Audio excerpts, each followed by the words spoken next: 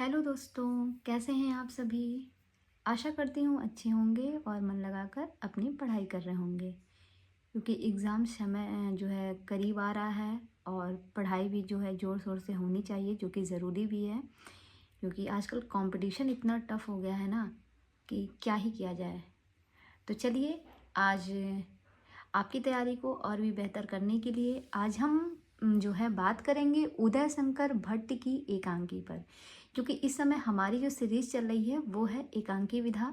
तो आज हम देखेंगे उदय शंकर भट्ट के द्वारा कौन कौन सी एकांकी लिखी गई है। तो अगर आप मेरे चैनल पे फर्स्ट टाइम आए हैं तो प्लीज़ चैनल को सब्सक्राइब कीजिएगा, लाइक कीजिएगा और शेयर ज़रूर कीजिएगा। लेकिन हाँ, वीडियो को पहले आप देख लीजिएगा, अगर वीडियो पसंद आएगी तो ही सब्सक्राइब कीजिएगा, ठीक है। चलिए क्लास की शुरुआत करते हैं उदय शंकर भट्ट की एकांकी से। तो सबसे पहले इनके द्वारा जो एकांकी लिखी गई है वो है 1935। ये एकांकी है 1935। दूसरी है सेठ लाभचंद्र।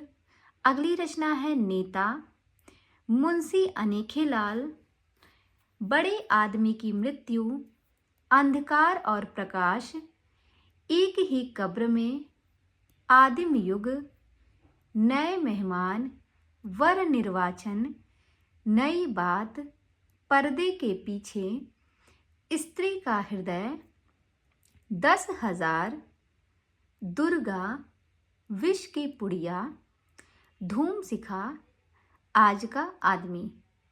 तो अभी हमने जितनी भी रचनाएं पढ़ी हैं ये सारी की सारी उदय शंकर भट्ट की रचना है और इनकी एकांकी विधा है। यहाँ से भी 1 नंबर का प्रश्न ज़रूर आता है।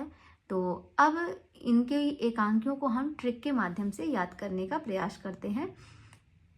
तो इनकी सारी रचनाओं को याद करने के लिए मैंने एक छोटी सी कहानी बनाई है। आप स्टोरी को ध्यान से सुनिएगा। सारी कहानी मतलब सारी इनकी जितनी भी एकांकी हैं सब जो है आपको अच्छे से याद हो जाएगी। तो सबसे पहले इसमें जो है बात करेंगे उदय शंकर भट्ट की। उदय शंकर जी बताते हैं, कहते हैं कि 1935 की बात है। कब की बात बता रहे हैं? 1935 की। देखिए ये रचना है 1935। तो यहीं से हम लेंगे कि उदय शंकर जी जो हैं वो 1935 की एक बात बताते हैं कि सन 1935 में एक व्यक्ति थे सेठ लाभचंद और एक नेता थे मुंशी अनेखेलाल। इनकी बात बता रहे हैं उदय शंकर भट्ट जी कि 1935 में एक व्यक्ति थे सेठ लाभचंद्र और एक नेता थे मुंशी अनेखेलाल। और दोनों व्यक्ति कैसे थे? दोनों ही बहुत मतलब बड़े आदमी थे। दोनों कैसे व्यक्ति थे?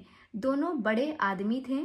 तो यहाँ से आप याद रख सकते हैं बड़े आदमी थे, यानी कि जैसे नेता हैं तो नेता भी बड़े आदमी हो गए, और ये सेठ हैं तो सेठ लोग तो अपने आप में ही बहुत बड़े माने जाते हैं, रईस। तो दोनों लोग कैसे आदमी थे? तो दोनों बड़े आदमी थे।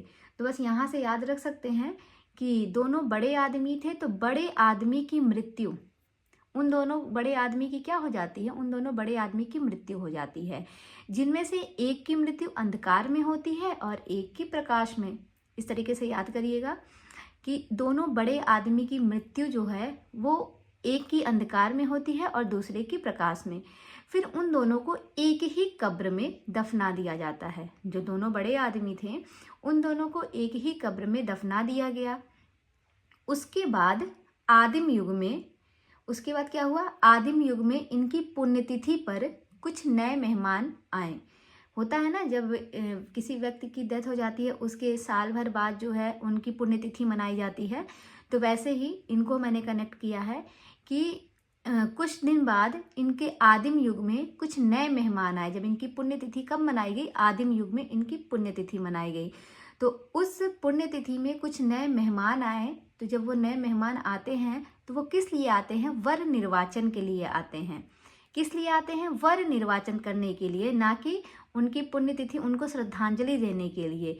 जो कुछ नए मेहमान आते हैं वो आते हैं वर निर्वाचन के लिए और वहाँ पर आकर कुछ नई बात करते हैं। भाई अगर आए हैं वर निर्वाचन के लिए तो कुछ नई नई बातें भी करेंगे। तो आते हैं तो नई बात करते हैं। तभी जो है पर्दे के पीछे एक स्त्री खड़ी है। ऐसे याद मतलब इमेजिन करिएगा कि पर्दे के पीछे की जो स्त्री है उसका हृदय जो है 10,000 दुर्गा के समान हो जाता है। क्यों? क्योंकि उसको बुरा लगता है कि ये लोग यहाँ पर आए हैं जो है पुण्यतिथि मनाने, और यहाँ पर आकर ये लोग क्या कर रहे हैं, वर निर्वाचन की बात कर रहे हैं।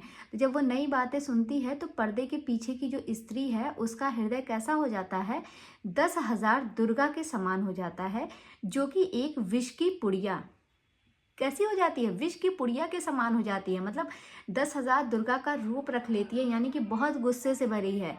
हाँ, गुस्से से भरी है तो वही कहते हैं वो कैसी हो जाती है, वो एक विष की पुड़िया के समान हो जाती है, जो कहते हैं ना कि जो किसी को भी धूम सिखा सकती है। इसको धूम सिखा को आप कर सकते हैं धूल चटा सकती है।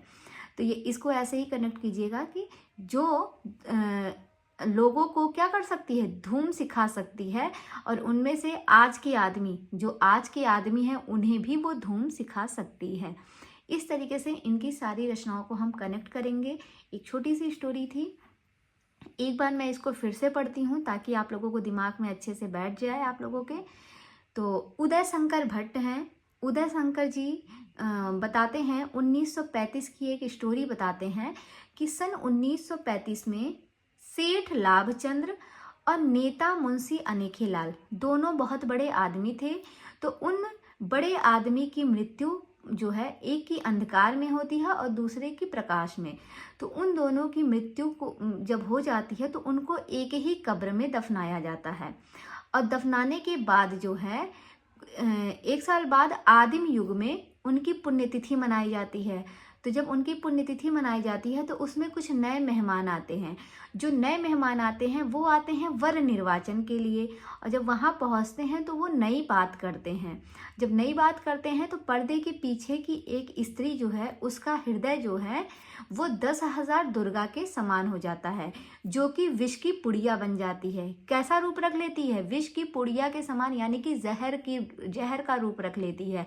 अगर वो कुछ भी उगलेगी तो ऐसा लगता है जहर उगल रही है, मतलब उसके अंदर इतना गुस्सा हो जाता है।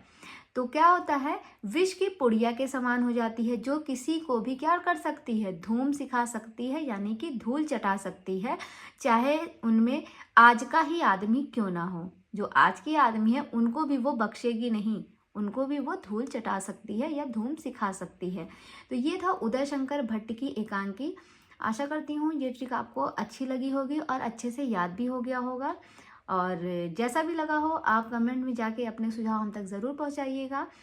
आज की क्लास यहीं तक रखते हैं, कल हम देखते हैं एक नए लेखक की एकांकी के साथ। तब तक के लिए बाय बाय, टेक केयर।